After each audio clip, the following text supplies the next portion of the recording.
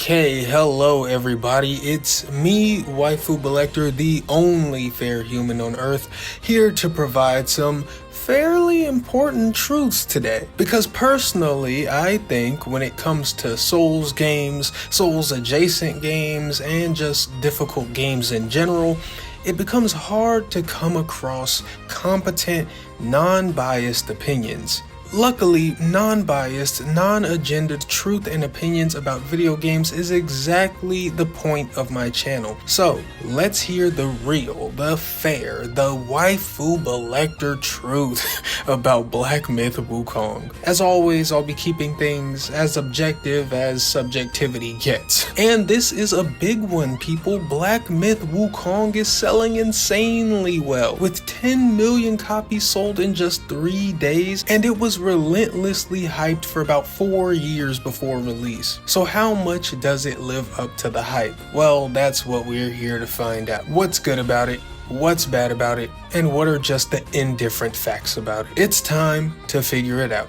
Here we go. Now, obviously, I want to try to touch on all the core aspects of the game, and of course, we've got to talk combat and exploration, but I want to start very strongly on the good side. I want to start with presentation, because this game has it. The moment you start the game, it has pretty graphics and an amazing sense of scale. It's immediately nice to look at, but not just for the big action cutscenes and sequences.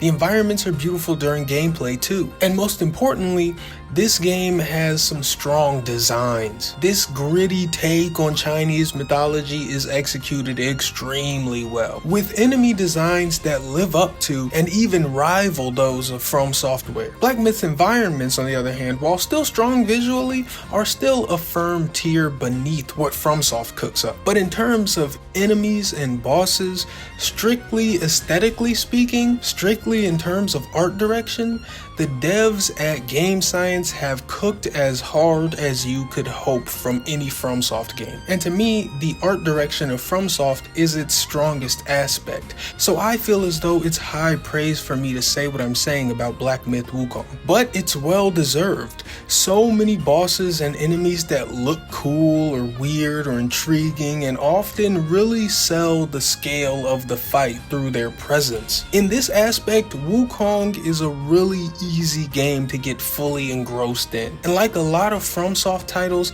I think this is the strongest part of Black Myth Wukong. And it's strong enough to elevate the entire rest of the experience. This game has 6 chapters, and at the end of each chapter there are these beautiful animated stories that expand on the lore of things present within the chapter, and it's just so fucking cool. It's borderline magical. I think the chapter 3 one was my favorite. I have to go back and watch them again to make sure it was chapter 3. And obviously this game's narrative is based on Journey to the West, and I just feel like it's worth noting that knowledge of Journey to the West does enhance the narrative. Personally, I read Journey to the West a long time ago and watched videos on it a long time ago, so I only remember a mild amount, but when I'd see things I remembered or knew were being referenced and seeing Black Myth's take on them, I could feel the story enhancement. I can only imagine the full weight of the narrative for those who really love Journey to the West. Just thought I'd say that. But okay, let's get to the rest of the experience. Firstly, let's get into general difficulty and game feel, because often that's a big factor for people deciding whether or not they want to play something, rightfully so. Now, there's obviously a lot of Souls talk and Souls comparison around Wukong, and although it really isn't a Souls-like, all that talk is still for good reason, because Wukong is yet another entry in the budding pseudo-Souls subgenre, where a considerably more standard action-adventure leaning game takes on some Souls-like aspects or inspiration. But as much as games like Jedi Survivor and Flintlock aren't Souls-likes, when it comes to Black Myth, I can actually see the confusion, even if I'd conclude myself that this game still isn't a Souls-like, because it is Soulsier than other pseudo-Souls games. In fact, I think it's as Soulsy as you can get without just being a Souls-like. They've pushed up to the pseudo-Souls limit, so the game is difficult, you won't get off easy, but the feel of combat is vastly different from Souls games. Much faster with many more options to be unleashed all at once or in quick succession. And to get a little bit critical, at times it feels like game science doesn't even know how their own game plays, where some fights and encounters are set up as if combat plays out in Souls-like fashion when that just isn't the case. I'll get more into that in a little bit, but the way Black Myth tries to balance out its difficulty isn't terrible, but it's a bit shaky. It seems that everything in between bosses is made to be more chill, more fair, and more fun, and then the bosses are there to ramp up the challenge. Now, this setup doesn't hold true in all situations. Sometimes the in-between can get tough, but in most situations this seems to be the case, and it seems deliberate by the devs, although I can't confirm that obviously. But when the game is getting this balance right, things feel great, and it feels like the sky is the limit for Black Myth Wukong. Thing is, there is a not insubstantial amount of them getting the balance wrong, and when it goes wrong, oh boy does it go wrong. Everything will be going fairly smoothly, it's tough but it's fair, and it's all so beautiful and cool, just a pristine experience. And then there's some area, some boss, some gimmick, or all three at once that just bring the whole thing to a screeching halt. Remember when I said sometimes it feels like game science doesn't even know how their own game plays, and I'd get back to it in a little bit? Yeah, I'll explain what I meant now. So you know how Souls games are pretty slow and deliberate, and this usually results in boss fights where you take your often small attack windows, you don't get greedy, and you take your 1 or 2 hits for usually decent enough damage. And because those games are slow and more single strike focused, single strikes hold some weight. This is not the case for Black Myth Wukong. As I said, it is an action game, and your character does very action-y combos. As a result, your single strikes, even your few quick light strikes, without the combo ender, they really don't do much of anything against a lot of bosses. But I'm honestly not sure if the dev team is aware. So here's where we really start getting into it. There is a sick, truly disgusting habit of bosses having what seem like never-ending attack strings, and when they're finally over, you don't have enough time to hit the boss back except for with maybe 2 pitifully weak light attacks that are part of a larger combo string, but your opening is too short to do the full combo in its entirety. Couple this with bosses who never stop moving, dodging, and retreating from you in a game where you don't have any projectile attacks. Far too often do bosses put themselves in a literally unhittable state. It's crazy. I wish I were exaggerating, and here's the thing. The bosses present well and are really cool spectacles a lot of the time, and really well designed visually, but the fights are bad. Granted, this isn't the majority of the game. I don't want to give you the wrong idea. It's not that most boss fights are bad, that's not true, but a sizable, inexcusable chunk of them are bad. And I shit you not, I hate to say this, but the worst of them are some of the most poorly designed boss fights I've ever played. I'm not gonna spoil some of the bosses by showing them to you, but I'm gonna name a few off so that if you do eventually play the game or have played the game, you'll see who I mean or what I mean and can judge for yourself. And strangely enough, a lot of them are the big chapter ending bosses. Almost every chapter ending boss is bad except for the first one and the 5th one, in my opinion. Chapter 5 was actually my favorite chapter of the game, somewhere in there they actually managed to construct a really good duo boss fight, which is how you know this is not a Souls-like, because those are always bad in Souls-likes.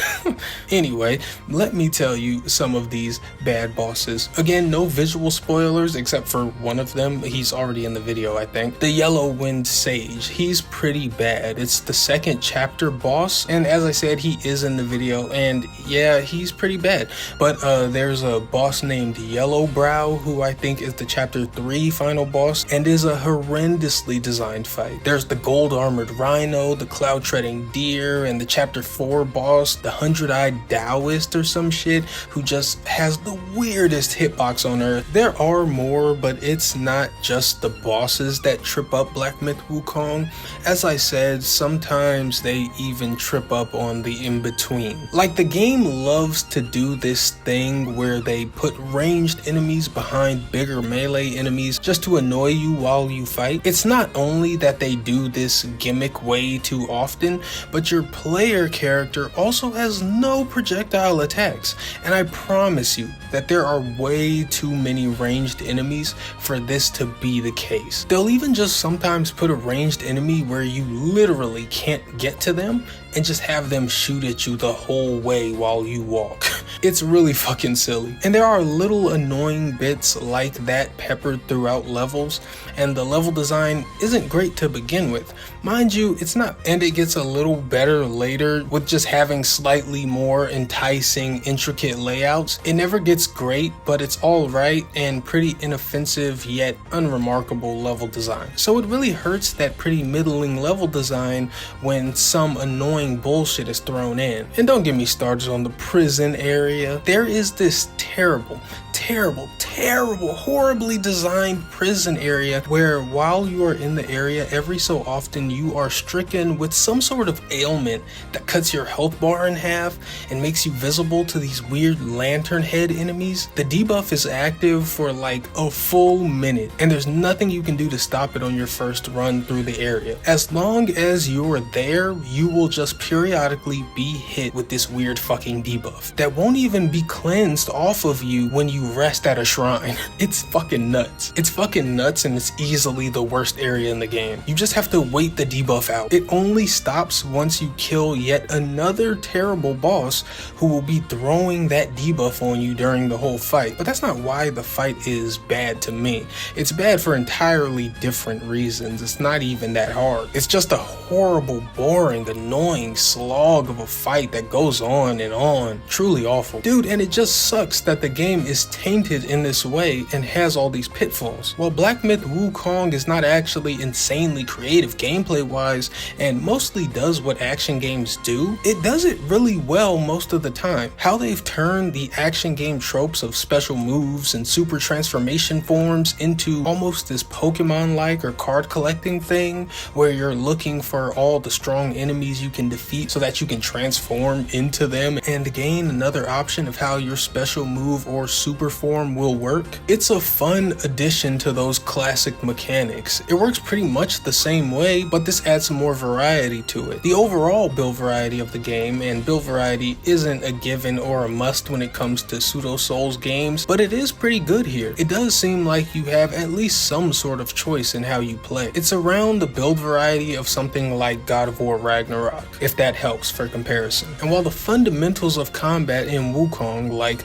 the feel and sound of dodging, hitting, and parrying, may not be on par with action games who have nailed the basics way harder, they still are serviceable enough for the most part. Even if stuff like whether or not you can dodge cancel out of a combo feels somewhat inconsistent on occasion. Still, you mix the serviceable combat basics with truly outstanding presentation, some decent build variety, and some of the cooler, better designed boss fights, and you've got something great. However, It's once you mix in the aforementioned design pitfalls that are littered throughout the game, that's when something great is dragged down a noticeable amount to what is ultimately still really good, but pretty substantially flawed. The bulk of which, in my opinion, comes in the game's final chapter, Chapter 6. This is where game science completely shits the bed. Again, the presentation of what they do is really cool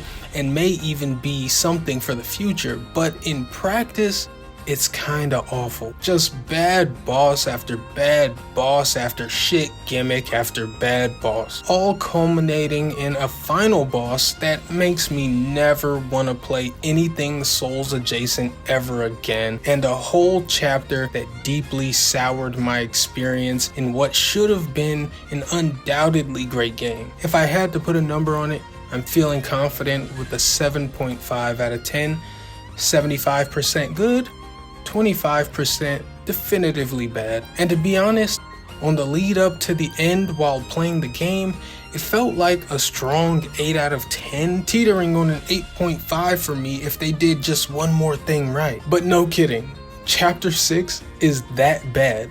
Took the game from a high 8 to 7.5. But alright, I've said my piece. These are my thoughts on Black Myth Wukong. Although it's not really a true Souls-like, I feel like it'll scratch that itch for people who want one, because it has a lot of that genre's classic flaws. Not all of them, but a lot of them, including a really shitty final stretch. Anyway, hope you enjoyed this video. I know I'm gonna get insulted because this game is too Souls adjacent for people to be rational about, but that's fine. Drop your comments about how every boss was good and tell me how stupid and wrong I am. For those who enjoyed though, please remember to like the video and even possibly subscribe. Thanks in advance for that, and thanks for watching. But until next time, I am Waifu Belector. I'm just a normal guy. I like hentai, and I will not be playing the sequel to this. Goodbye.